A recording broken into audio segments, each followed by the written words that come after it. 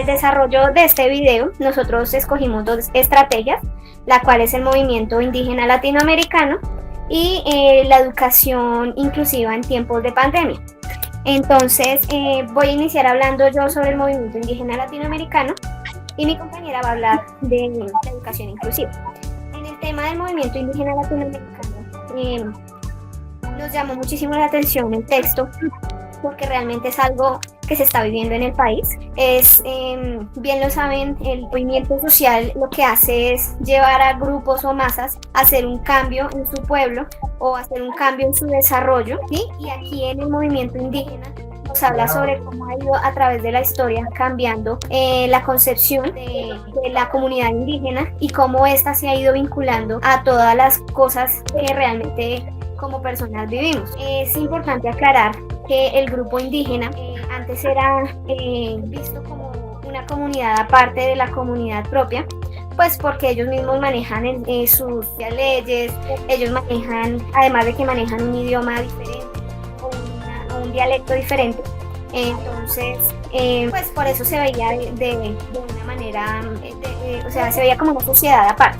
Ahora lo que están haciendo movimientos indígenas con los líderes sociales es poder vincularse a la política, es poder vincularse al mundo por medio de la política, ¿sí? Porque ellos lo que quieren es que sus derechos sean válidos como una persona normal, ¿sí? Ellos lo que hacen es la reclamación.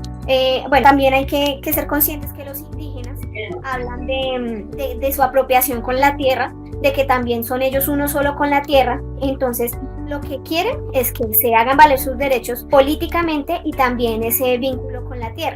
Bueno, pues yo quiero aportar que pues que como tal la propuesta social sea pues como lo que se caracteriza por ser un grupo no formal y pues de individuos y organizaciones que buscan principalmente generar un cambio específico a través de las acciones colectivas y no efímeras, como lo de, por ejemplo, el movimiento social, que es el que se trasciende con el tiempo y generalmente hasta que pues hace que logren cumplir su objetivo principal y se disuelvan en los grupos, y de esta forma también busquen empoderarse en poblaciones vulnerables, oprimiendo como lo son las mujeres, los movimientos indígenas, los estudiantes y pues diversos sectores de la población que se encuentran en vulneración, comprimiendo de alguna forma los buenos movimientos, la movilización social en las caracterizaciones de actos empoderados. Algo más.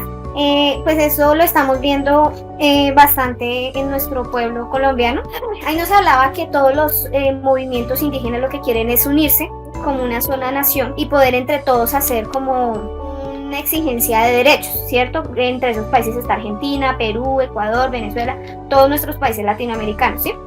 Y recordábamos con mis compañeras cuando empezó toda la crisis con La Guajira, cómo nuestros niños están muriendo de hambre, cómo la educación y la salud a ese tipo de lugares no llega, porque bien sabemos que para poder entrar a alguna comunidad indígena tiene que tener un permiso de la persona líder social para poder ingresar. Entonces pues obviamente también se pone un poco difícil por parte del gobierno.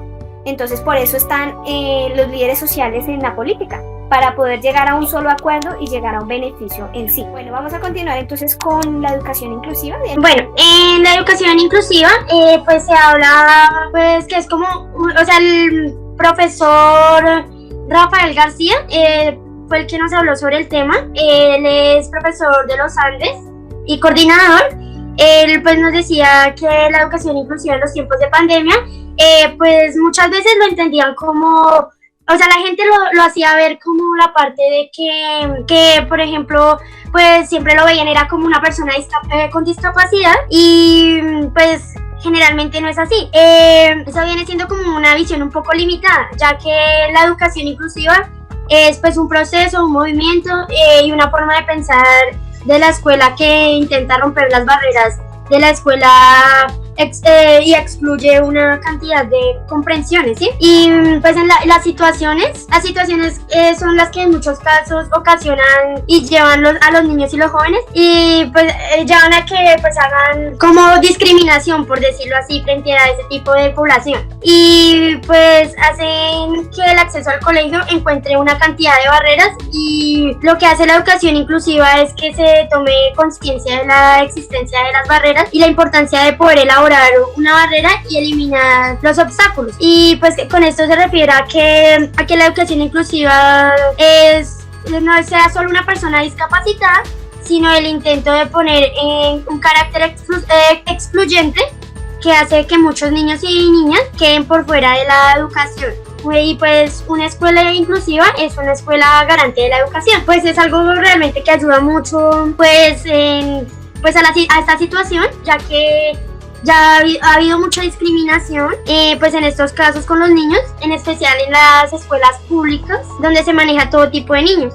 Es por ello que se ha hecho pues ese tipo de escuelas para niños, para niños con esa discapacidad, sí, por decirlo de esta forma. Pero pues sí sería bueno que esta parte se maneje pues en todo colegio, en toda escuela, porque igual es como se dice, todos somos humanos, todos somos personas que sentimos, y pues en muchas ocasiones los niños y las personas con discapacidad y pues bueno, con la parte inclusiva, ellos pues también sienten y ven el rechazo de las personas.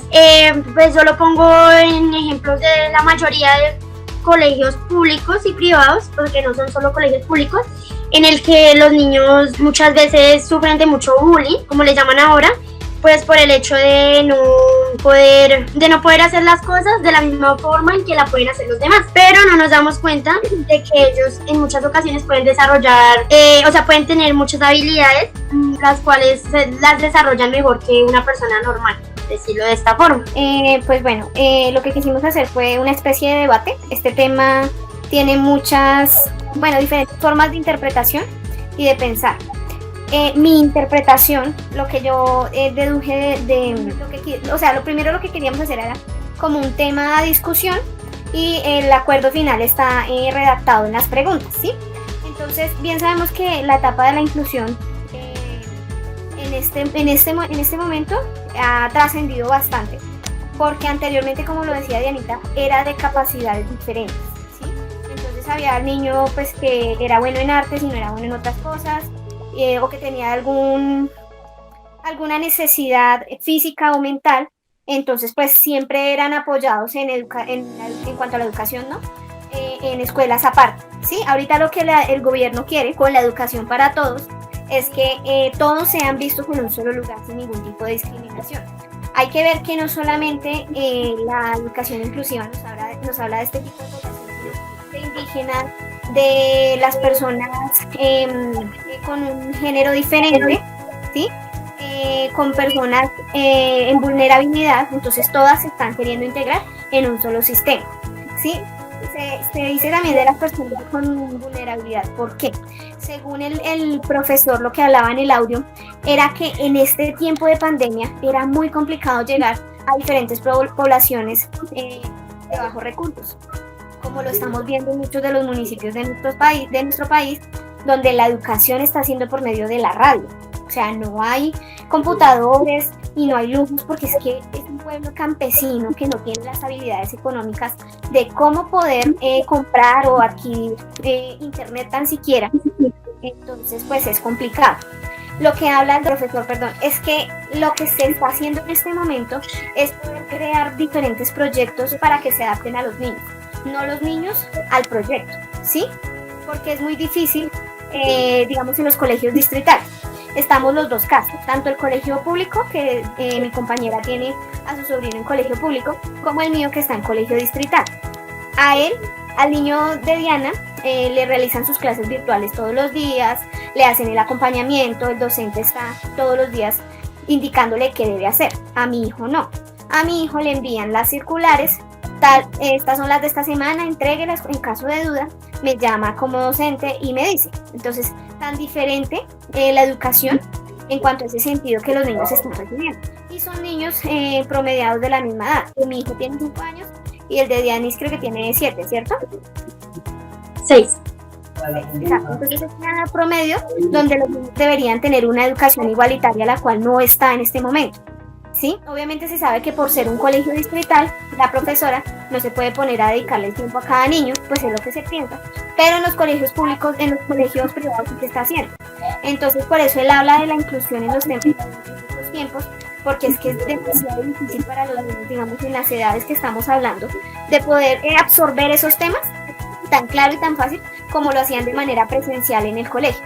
Entonces lo que él busca es poder concientizar a los colegios y crear proyectos donde la educación sea como si fuera presencial y los niños no la noten tan diferente. Escogimos estos dos temas precisamente porque nos parece que tras de que son problemáticas en nuestro país, son importantes de tratar para esta clase. Quiero darles mi punto de vista acerca de las siguientes preguntas. ¿Por qué surgen los movimientos sociales colectivos que alojan o desarrollan cada una de las experiencias asignadas? El movimiento indígena latinoamericano, según mi punto de vista, nace o surge como una visión social donde se piensa en el bienestar de los movimientos indígenas, donde hay un líder en el cual él está apegado como a las políticas para poder exigir ante el gobierno los derechos de cada movimiento indígena, aunque ellos viven pues en cierta violencia porque quieren que se garanticen esos derechos. Para eso se hace este movimiento. También hablamos de la educación en tiempos de pandemia. Se busca actualmente que los niños y las niñas se adapten como a la manera de estudio virtual, aunque es un poco difícil, teniendo las herramientas y digamos los profesores o los tutores buscando como las herramientas para que los niños se adapten, además de la compañía de los padres, porque es lo más importante. También pues quieren como llegar a una inclusión, digamos no diferenciando a los niños especiales, sino también haciéndoles un acompañamiento, así no sea presencial, pero virtual por videollamada, donde los padres puedan estar en constante conversación con el maestro y así poderle, con las didácticas, con las sugerencias que se hacen en este método.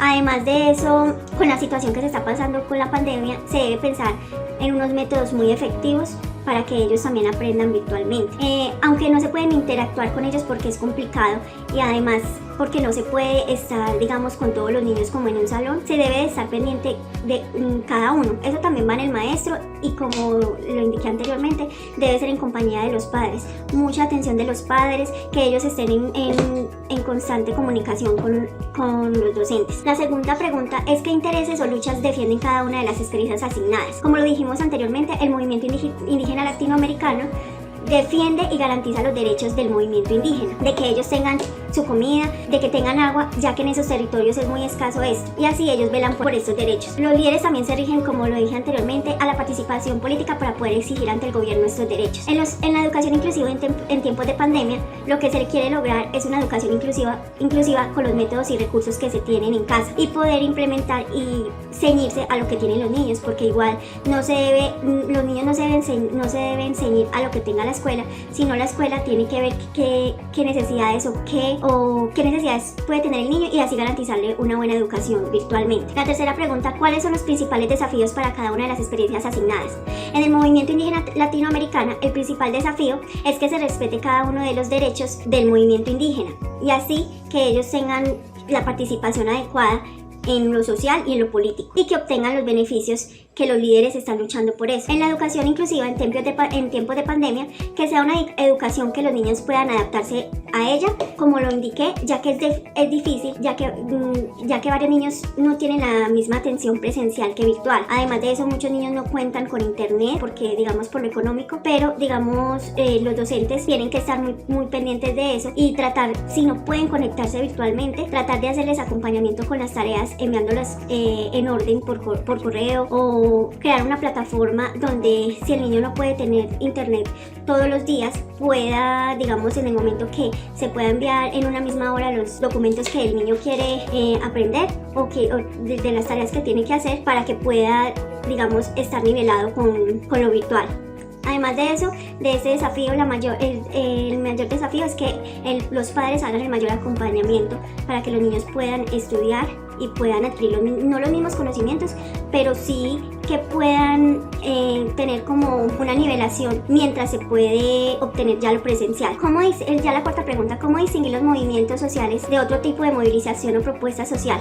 Bueno, los movimientos sociales tienen la característica de un cambio social, además están basadas en el crecimiento en conjunto, o digamos, como se decía, la movilización indígena es un conjunto de personas, a diferencia de un contrato laboral o de una cláusula de matrimonio. Es diferente porque las normas ya están específicas. En cambio, el movimiento social, como se dijo, busca garantizar las necesidades de un grupo de personas. Y la quinta pregunta, indique 3 razones o características por las cuales cada una de las experiencias asignadas se constituye en una alternativa al desarrollo. Para el movimiento indígena latinoamericano, el líder busca o lucha porque una comunidad indígena tenga sus derechos y además se beneficie de ellos. La segunda característica, quiere incluir a la comunidad para que participe. Y la tercera característica, buscar la igualdad social. En educación inclusiva en tiempos de pandemia, la característica es: la primera, busca la creación de nuevos sistemas y estrategias para que los niños se adapten en tiempos de pandemia. Busca que los padres estén más pendientes de sus hijos en el estudio y así ellos puedan adelantar. La tercera característica, la educación de los niños debe ser igual sin importar que no estén presencialmente en la escuela y brindar el mismo apoyo. Además, pues, de que tienen que estar pendientes de ellos tanto en el estudio como ellos se sienten moralmente también, porque estudiar lo virtual es un poco más difícil, ya que los niños pues no tienen la misma atención que presencial. Estos son los puntos de vista de las preguntas. Muchas gracias.